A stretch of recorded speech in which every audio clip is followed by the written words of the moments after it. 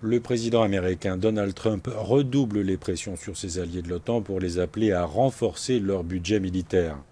En 2014, les membres de l'Alliance se sont engagés à augmenter progressivement leurs efforts en se fixant comme objectif théorique la barre des 2% du PIB consacré à la défense. Aujourd'hui, l'apport des États-Unis représente à lui seul 20% du budget de la défense collective et les trois quarts des capacités militaires de l'OTAN, alors que plusieurs membres sont encore loin des objectifs définis au sommet du Pays de Galles de 2014.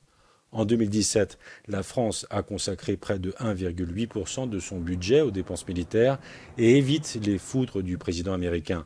Donald Trump estime injuste que son pays paye pour tout le monde et il a demandé par écrit à 9 des alliés, dont le Canada, le Danemark et la Belgique, de participer davantage à l'effort de défense collective.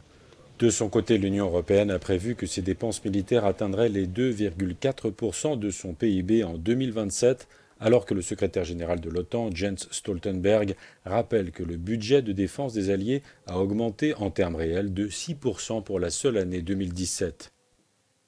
Particulièrement visée par les critiques du président Trump, l'Allemagne, qui consacre aujourd'hui 1% de son PIB aux dépenses militaires, a prévu une augmentation progressive pour atteindre 1,5% en 2024.